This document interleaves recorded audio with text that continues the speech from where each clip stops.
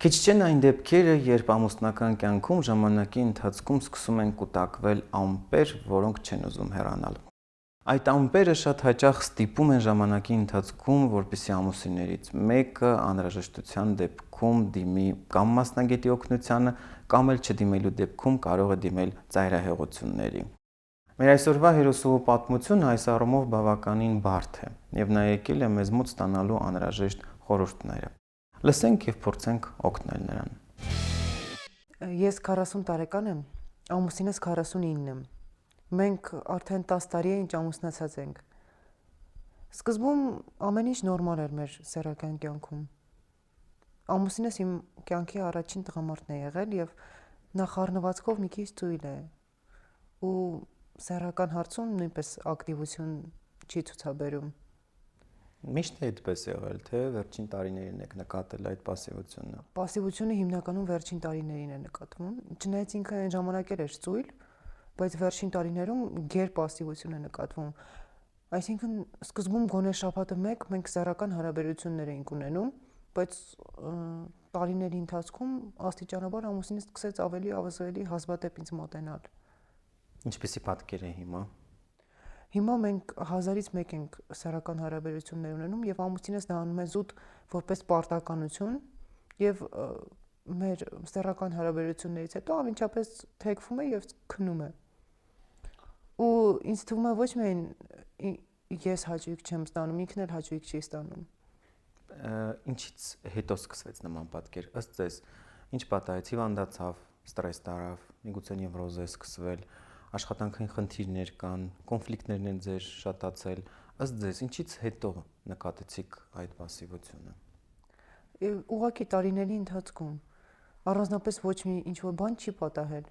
Ուղղակի հիմա ինքը ավելի շատ հանգիստ է ուզում, մեր տունը անդադ լռություն է։ Մենք 2 երեխա ունենք եւ անընդհատ հանգիստ վիճակում է, пассив հանգիստ վիճակում է տան մթնոլորտը։ Ես ինքս էլ չգիտեմ, երևի որ որոշ բաներով բավարարված չեմ, դրանից սկսում եմ ջղայնանալ, ներվայնանալ երեխաների վրա ու անիմաստ տեղը։ Իսկ ուշադրությունը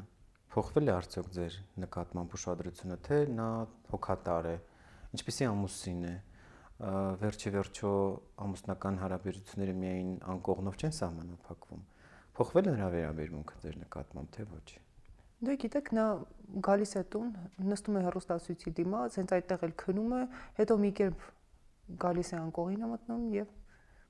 քնում է։ Այդքան է։ Այսինքն ոչ մի ինչ-որ կոնկրետ ուշադրություն բան ես չեմ զգում ու այն վիճակում եմ հասել, որ ինձ թվում է արդեն պետք է ընկեր ունենամ։ Իսկ ես ինքս զզվում եմ դավաճանությունից եւ նման տիպ բաներից։ Բայց հիմա չգիտեմ ինչ անեմ, անելանելի վիճակում եմ հայտնվել։ Հասկանալի է։ Իհարկե վիճակը շատ դեպքերում ստիպում է մարդուն մտածել այն ամենի մասին, ինչ որ կարող է կամ թվում է թե կարող է դուրս բերել ձեզ այդ իրավիճակից։ Սակայն ձեր վերջին արտահայտած միտքը ձեզ միայն կարող է վնասել, հետեւաբար դրա մասին մենք պետք է մոռանանք։ Առաջին հերթին պետք է փորձենք հասկանալ պատճառը։ Լավ կլիներ իհարկե, որ նա էլ գար, թեև հասկանում եմ, որ առաջին անգամ երևի դուք եկել եք, որպեսզի փորձենք հասկանանք վիճակը եւ օգտակար լինենք, սակայն այս դեպքում մենք երևի թե գործ ունենք, ինչպես ես հասկանում եմ, пассивության հետ, որը կապված է երևի թե ճարպակալման, ավելորդ քաշի, սակավաշարժ կենսակերպի, սխալ սննդակարգի հետ, ինչը տարիների ընթացքում իր հետ կթողել սեռական կյանքի վրա։ Իսկ ուզենայի իմանալ, ձեր ամուսինը վերջին տարիների ընթացքում ավելորդ քաշ կուտակել է, թե Այո։ Հասկանալի է։ Նա արդեն 49 տարեկան է եւ ճարպակալում նկատվում է մոտ։ Իսկ ծխելու առումով չարաշահում է ծխել, շատացրել է, թե ոչ։ Նա միշտ էլ շատ էր ծխում, բայց այս վերջերս ես նկատել եմ, որ էլ ավելի շատ է։ Հասկանալի է։ Երկու գործոն, որոնք 40-ն անց տղամարդու համար լուրջ թշնամիներ են։ Սակավաշարժ կենսակերպը ժամանակի ընթացքում տղամարդու մոտ բերում է ավելորդ քաշի, որը վերածվում է ճարպակալման, իսկ ճարպակալումը տղամարդու սեռական առողջության լրջագույն թշնամիներից մեկն է։ Դրան ավելանում է նաև ծխելու չարաշահումը եւ արդյունքում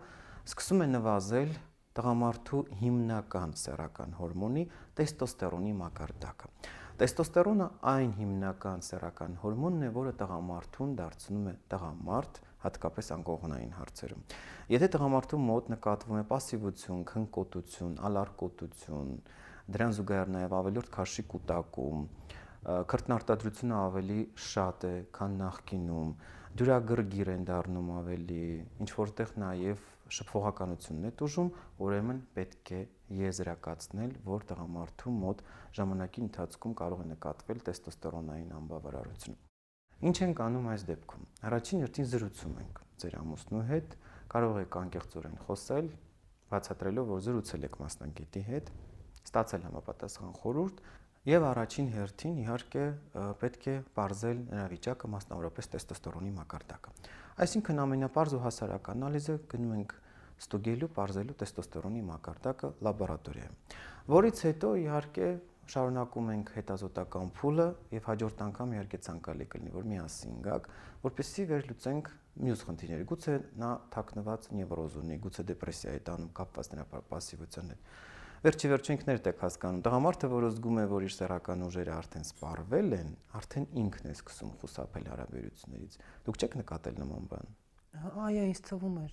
Ես այս վերջին ժամանակները ինձ թվում է, որ նրա սեռական կարողությունը ավելի թուլացել է ու միգուցե հենց դա է պատճառը, որ նա այդպես է պահում իրեն։ Բայց ես ինչպես հարմարվեմ։ Ինձ թվում է, որ ամեն ինչ պետք է անեմ, որ ակտիվացնեմ նրան, բայց չեմ կարողանում։ Առաջին հերթին չենք վիճում, կոնֆլիկտային իրավիճակ չենք ստեղծում, որովհետև այս վիճակում արդեն իսկ ձեր ամուսինը բավականին խոցելի է եւ ցանկացած քննադատություն, ցանկացած դժգոհություն կարող է ավելի վատթարացնել վիճակը։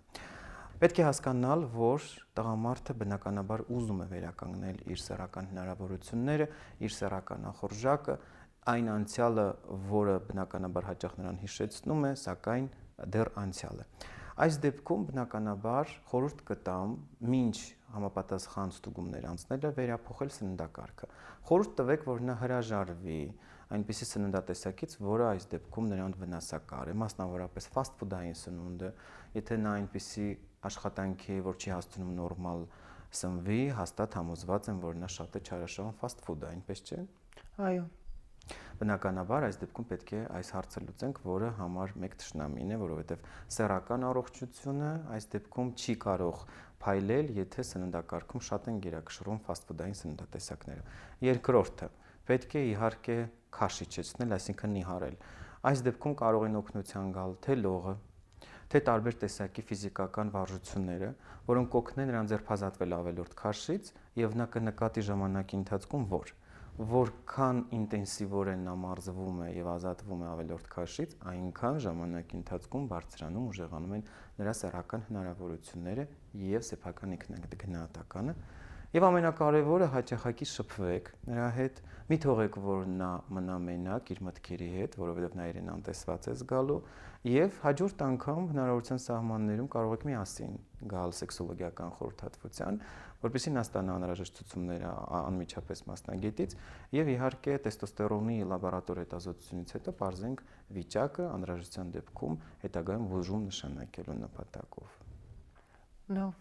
շնորհակալ եմ։ Ես կօգտվեմ ձեր խորհրդից եւ եթե հնարավոր է մյուս անգամ ամուսնուս հետ կգամ, իսկ ձեր ասածները կփոխանցեմ իրեն։ Շնորհակալ եմ, որ ինձ օգնեցիք հիմարություններ չանել։ Ես համոզված եմ իհարկե, որ ձեր նպատակասլացությունը եւ ձեր անհանգստությունը միմիայն առողջ հունով կընթանան եւ ձեր ընտանիքը շատ շուտով կգտնի այն լույսը, որը կար նախկինում։ Եղեք առողջ եւ երջանիկ։ Thank you.